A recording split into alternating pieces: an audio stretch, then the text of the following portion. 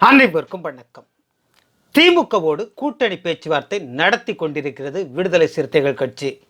ஆனால் இன்னும் பேச்சுவார்த்தை இழுபறியாகவே இருந்து வருகிறது. இந்த நிலையில் திமுக தலைவர் மு.க.ஸ்டாலினை அவரது வீட்டில் சந்தித்து பேசியிருக்கிறார் திருமாவளவன். அந்த சந்திப்பில் விடுதலை சிறுத்தைகளுக்கு ஒரு தொகுதி தருவதாக சொல்லியிருக்கிறார் ஸ்டாலின்.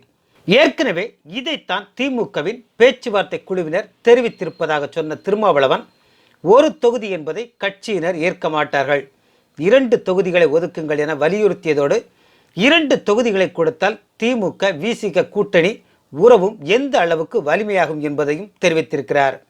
ஆனாலும் ஒரு தொகுதி என்பதிலேயே உறுதியாக இருந்தாராம் ஸ்டாலின். இதனால் வருத்தத்துடன் எழுந்த திருமாவளவன் கட்சியினருடன் விவாதித்துவிட்டு சொல்கிறேன் என தெரிவித்துவிட்டு ஸ்டாலின் வீட்டிலிருந்து கிளம்பிவிட்டாராம்.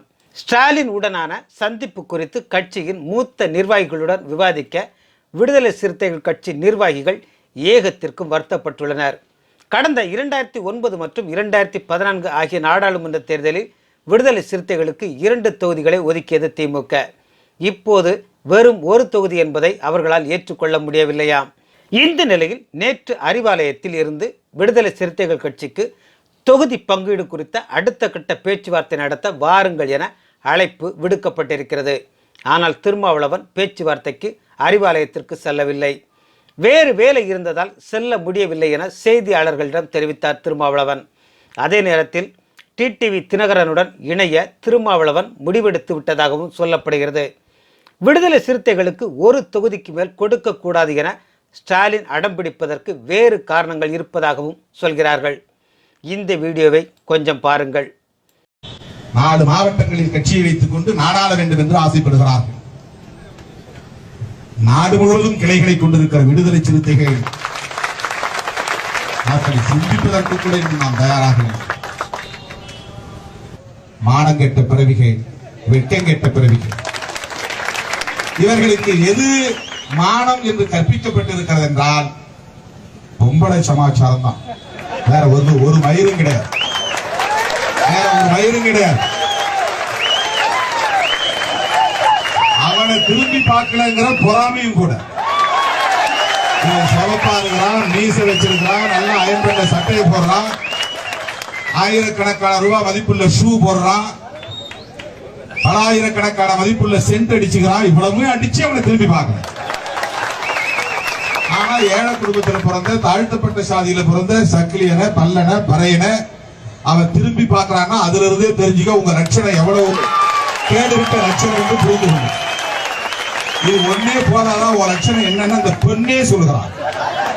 ஏன்னா நீ இவ்வளவு இருந்து ஒண்ணுக்கு நாயக்கு இல்ல, உங்ககிட்ட ஒரு சரக்கு இல்ல,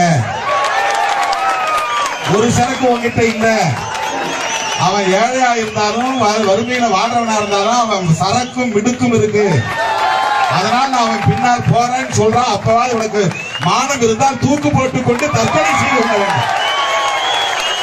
இவன் என்ன பண்றான், நீ அங்க போய் 10 மாசம் படுத்திருந்தாலும் பரவாயில்ல, வா நான் தொடச்சு விட்டுக்கிறேன், கழுவி விட்டுக்கிறேன், என் கூட நீ வந்து குடும்பம் நடத்து.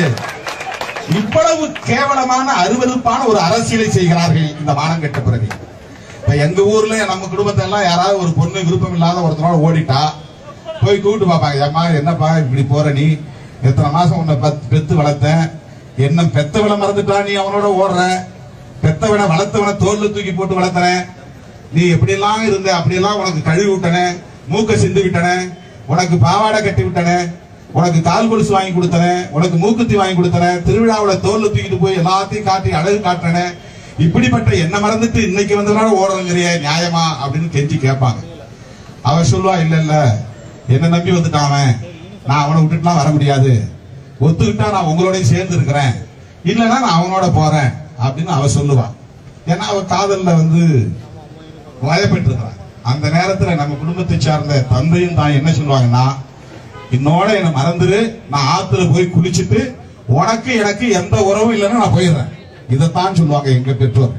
ஆனா இவன் என்ன சொல்றான், அது பரவாயில்ல, நீ எப்படி இருந்தாலும் பரவாயில்ல, நீ அவனோட எத்தனை நாள் வாழ்ந்தாலும் பரவாயில்ல, நான் வச்சுக்கிறவா. திருமாவளவன் எந்த அளவுக்கு கீழ்த்தரமான அரசியல் செய்து கொண்டிருக்கிறார் என்பது இப்போது உங்களுக்கு புரிந்திருக்கும். அறிவிக்கப்படாத இஸ்லாமிய இயக்கம் போலவே விடுதலை சிறுத்தைகள் கட்சி செயல்படுவதாக பல விமர்சனங்கள் உண்டு. அது தவிர சமுதாய ரீதியிலும் திருமாவளவனின் நடவடிக்கைகள் பிற சமூகத்தினரிடையே பெரும் கொந்தளிப்பை ஏற்படுத்தியுள்ளது. ஏற்கனவே திமுக தலைவர் மு.க.ஸ்டாலின் இந்துக்களை கேவலமாக பேசியது அந்த மக்களிடையே பெரும் கொந்தளிப்பை உண்டு பண்ணியிருக்கிறது. பெரும்பாலான இந்துக்கள் இனிமேல் ஒருபோதும் திமுகவிற்கு வாக்களிக்க கூடாது என்ற நிலைக்கு வந்துவிட்டார்கள். இந்த நிலையில் திமுகவோடு விடுதலை சிறுத்தைகளும் சேர்ந்தால் அது திமுக கூட்டணிக்கு பெரும் பின்னடைவாகவே அமையும் என்கிறார்கள் அரசியல் விமர்சகர்கள். அது மட்டுமின்றி ஸ்டாலினின் மருமகன் சபரீசனால் நடத்தப்பட்ட சர்வே ஒன்றில் திமுக கூட்டணியில் விடுதலை சிறுத்தைகளை சேர்த்தால் கூடுதலாக கிடைக்கும் வாக்குகளை விட இழக்கப் போகும் வாக்குகள் அதிகமாக இருக்கும் என தெரிய வந்துள்ளதாம். அதனால்தான் விடுதலை சிறுத்தைகள் கட்சியை கை கழுவும் முடிவுக்கு வந்துவிட்டாராம் மு.க.ஸ்டாலின். திமுக கொடுப்பதை வாங்கி கொண்டால் கூட்டணியில் தொடரலாம். அதிகமாக எதிர்பார்த்தால் கூட்டணியில் இருந்து விடுதலை சிறுத்தைகள் கட்சி வெளியேற்றப்படலாம் என்பதே இப்போதைய நிலை. நன்றி.